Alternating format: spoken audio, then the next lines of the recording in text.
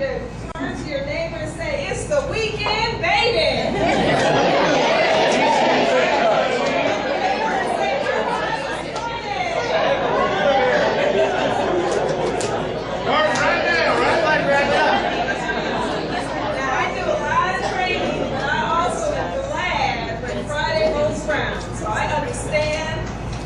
You might be feeling, which is okay, lady, let's get this party started because the weekend is going to be here at 3, right? So I have you till 3? Maybe 2:55. All right, well, today we're going to be talking about bullying. One of the specialties that I do is bullying prevention, as well as resolving conflict and working with angry students. And just to kind of give you some background, being perfectly transparent, because that's kind of who I am. I have done training at Camdenton, love coming down to Southern Missouri, love the drive, it was beautiful. So thank you for having me. Thank you, Dr. Ridgway, for inviting me to come down here. But one of my colleagues from Camdenton emailed me and said, Dacia, I want you to call Dr. Ridgway because I think that they may need your help. And you guys know what I'm talking about. So we're not going to have a pink elephant in the room. I'm black. You're white. We got that clear. But I am a Christian. I love God. I love people. I'm here to serve. So that's what I told Dr. Ridgway when I emailed him. If I can help you, please call me. And he did, and we talked. And so I am here to help. Now I know some of you will receive that, and I hope most of you do. Okay, so this is really about helping each other to get better, because I believe that we can all get better in little baby steps, as Dave Ramsey says. Who's a Dave Ramsey fan in here? Okay, we love Dave Ramsey. And we take our baby steps to get better. So we're going to talk a little bit about bullying, but the first step is to do an assessment. So let me tell you what we're going to do today. I'm going to tell you a little bit more about myself. Then we're going to watch a short clip on the beautiful TV up here. It was a PBS special about a year ago on bullying. Some of you may have seen it. About 20 minutes. Then we're going to get into small groups and do an assessment on your opinion of, is there an issue with bullying in Richland? I suspect that there is, because bullying is a human problem that is international. Don O'Luis, I think that's how you pronounce his name. He is the big guru in bullying, and his studies come from Denmark. It's an international issue. It's a human issue. Cain and Abel killed his own brothers. For what? You know? That is the ultimate in bullying, is to have that kind of violence that ends in death. So, you know, we're just going to kind of talk about it, see what you think. Dr. Richland and his leadership, did I say that? Ridgway. And his leadership team. Okay, you see his hair? I have beautiful hair, and I'm not going to bend down because I need to get it fixed up again. So sometimes I slip, but please forgive me when I do that. But we're going to talk about the bullying, the assessment in small groups, because I want to get your opinion on what's going on. And then his leadership team is going to look at those surveys and decide how we're going to move forward. I hope to be working with you again. We'll see. All right, so let me tell you a little bit about myself. Excuse me. Did you all figure that I was a teacher? Can you tell? When I do these workshops, people tell. This is the name of my company, Second Wind Counseling and Consulting, and I love that name because, and let me tell you the background of the name. Any athletes in the house, raise your hand. Okay, any people who think they're an athlete in their mind. Second Wind is a marathon athletic term where a runner is running a race and gets so tired, but if she just keeps running, she will finish the race. Let me show you my finish line. She will finish the race, or he will finish the race because of endurance and perseverance. And that's what we have to do with our students. The students who give us trouble, the students that we don't like so much, the students that are bullying one another, the students that are very angry and aggressive. We have to keep trying every day consistently to help them see that there is a better, healthier way to treat one another. So Second Wind is a way to just keep going, and when we fall, get back up and keep trying again. So, this is my guy who's questioning why are so many students so angry. So with that, I have a box that we brought in with books for all of you. Yay! You may be right here. So we are going to pass out. It's all relative. Like Wayne Dyer says, it's all relative. I call myself young as compared to a redwood tree in California that lives until 400 or 500 years. So that's how I'm young, because I'm substantially less than that. All right, this is a foundational workbook for you. And my reason for writing this, and this took me, I know we have writers in the room. I am not a writer by trade, so this was a lot of effort. But as I go around and talk to people, they ask, they see us, students have changed. And why are they so angry? So I wanted to get research-based information and strategies on things that have helped me with the students that I work with. I also am a mother of 2. I'm a grandmother of 1. And my, what's this?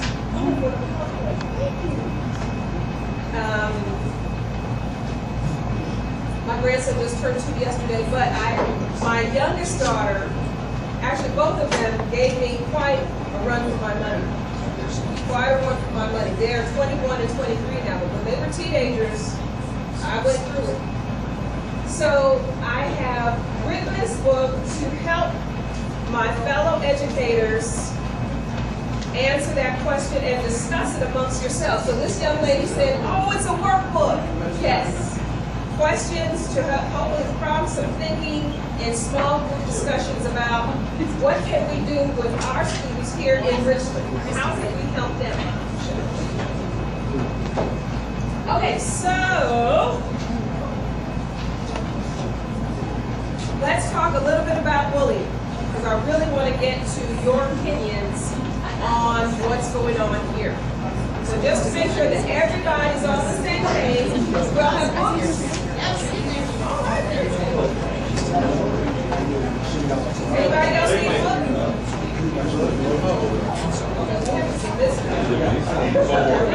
You have to take one. And that is all I have with me. I am so sorry. But I can get you more. Okay.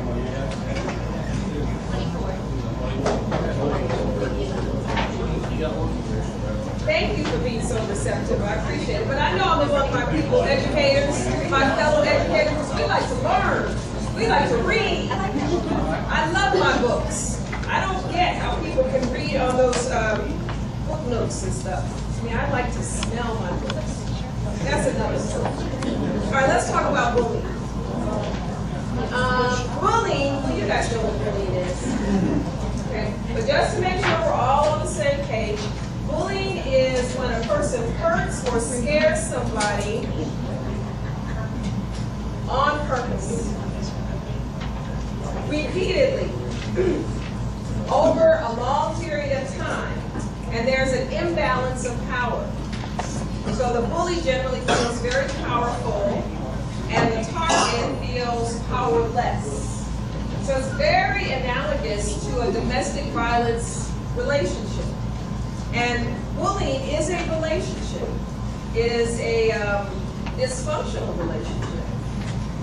Because generally the bully is trying to target a particular person for who knows a variety of reasons.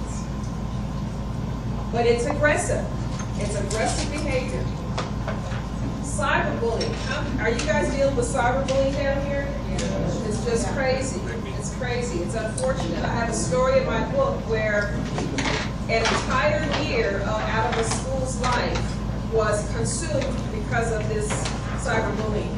Some freshman girls started talking bad about the sophomore girls, and it just got really nasty very quickly and stays nasty. But cyberbullying is when there's willful and repeated harm using social media, using your computer, whether it's texting or Facebook or whatever other site. About bullying. This one was taken Christmas time there with Mickey Mouse, and this one's a favorite, in the edge of the volcano in Hawaii. He was an extremely happy kid. He was smart, creative, described a lot by a lot of people as just an old soul. It's my 9th birthday in this picture, and one of my guests was Jeffrey. He was like the life of the party. Like, everybody loved Jeffrey. I first met him in 7th grade language arts class, and that was because of him probably the most fun class I've ever been in. He seems to be a lovely and loved child. So what happened? He was head over heels for a little girl in his class, and that's when the telephone calls began. This boy in Jeff's class called the house, and he was calling Jeff a stalker and threatening him to keep away from her and telling him that everybody didn't like him. This bully just had a unique capacity to go right for the spot that hurt. We want to know about your experiences, and particularly about experiences with other kids in school. For more than a decade, Dr. Yana Yuvonen has studied bullying, why it happens, and what can be done about it. She and her colleagues have been tracking 2,300 children in Los Angeles as they move from middle through high school. Who are the coolest kids in your grade? Number 3, and by cool, we mean popular. Essentially, the bully wants to intimidate, humiliate the victim in the presence of many others. The bully needs the audience. What we find in our research is that bullies are actually considered popular. Often they're considered the cool kids, so they have social status. Other species do that too. That is, if you think about monkey troops, who's the dominant leader? It's the one who has shown everybody else that I'm the powerful, I'm the mighty. Yuvonen's research has overturned a popular misconception, namely, that being bullied builds character. We have learned during the past decade that these experiences of bullying don't help kids develop thicker skin, but often thinner skin. Jeff Johnston was relentlessly bullied for over a year and was extremely fragile when he and his friends set out to design an online game. We spent weeks and weeks on the game, and the password is given out to me, Jeff, and a few of me and Jeff's closest friends. And one of our friends, I guess, gave it to him, gave it to the bully. He got on there, deleted everything, and then posts like really mean things on there about Jeff. Jeff's a fag, Jeff's this, Jeff's that, Jeff should die, blah, blah, blah, just horrible things. That whole, section of Jeff's life, it was almost like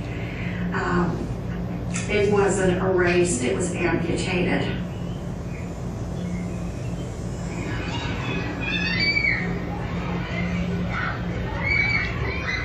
Although Jeff's tormentors went to unusual lengths, this type of humiliation is all too common.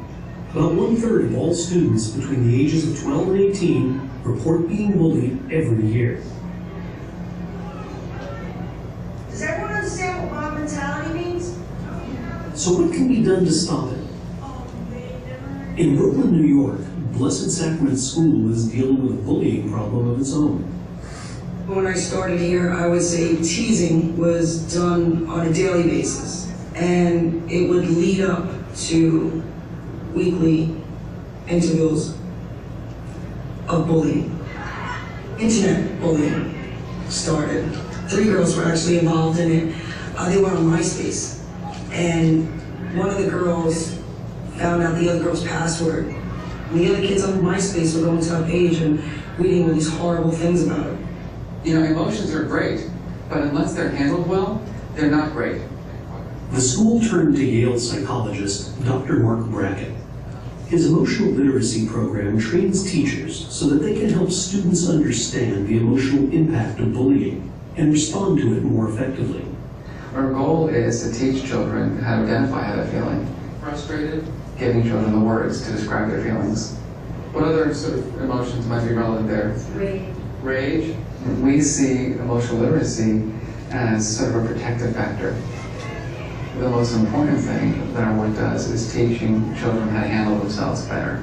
So for example, they're in a classroom and there's a bully, and the bully makes them feel bad about themselves. What strategies do they have?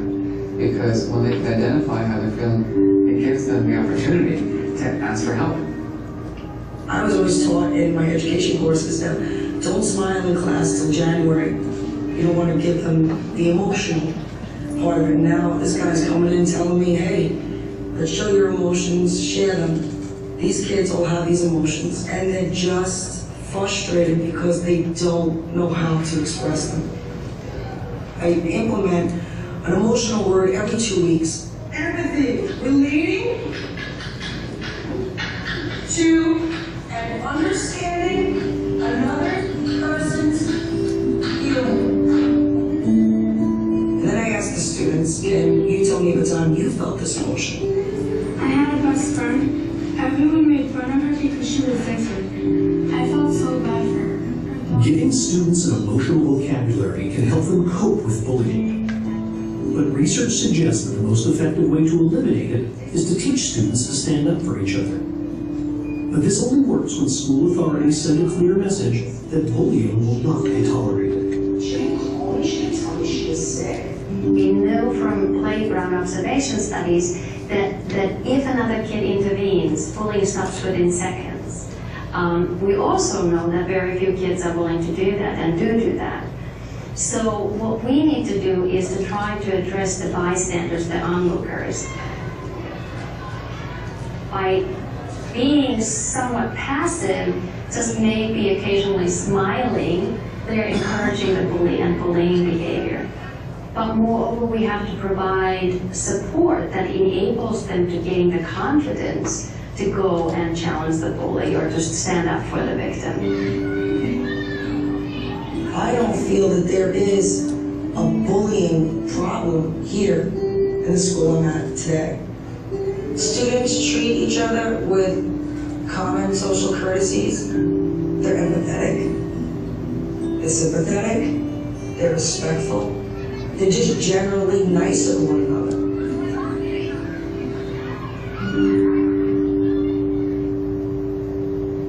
In the case of Jeff Johnston, his mom went to the school authorities. The teacher talked to Jeff's class about bullying with little impact. We thought we were doing the right thing, but it only made it worse. What went wrong? Why is the intervention by the school so ineffective? It's just one child's word against the other. Even though you know the truth, because you can't prove it, you can't stop it. The school didn't have the power to intervene with requiring students to get counseling. As the bullying continued, Jeff became increasingly isolated, withdrawing from his relationships with the very people who might have helped him. By the end of 8th grade year, he was a very quiet kid. He would just kind of sit in the classroom and not say anything to anyone. When nobody intervenes, kids are actually interpreting that as everybody approves of what's going on. And that creates a false norm for the group, where people are even more reluctant to go and try to defend or help the victim because they think everybody's accepting of this. Jeff was never the same.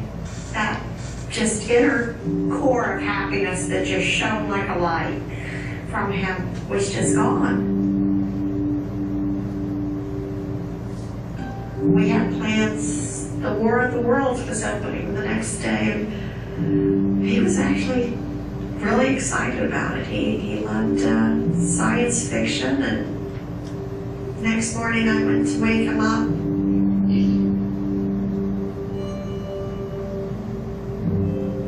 When we opened the bedroom door, we saw him hanging in the closet. He was already gone.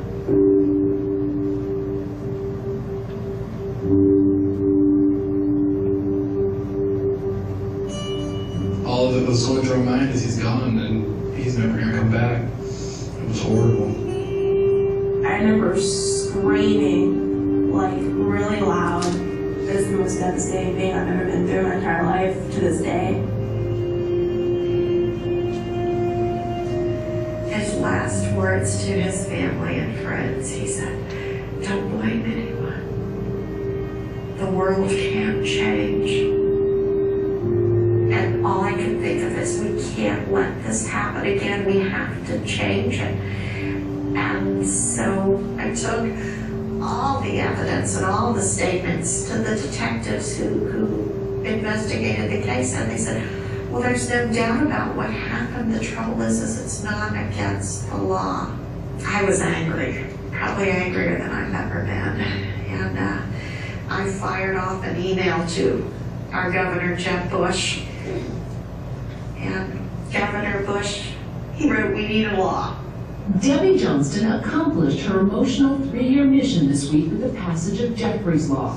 With state funding on the line, it requires schools to adopt proven anti-bullying rules. Jeffrey's Law takes the burden of proof away from victims and requires teachers and administrators to take real steps to stop any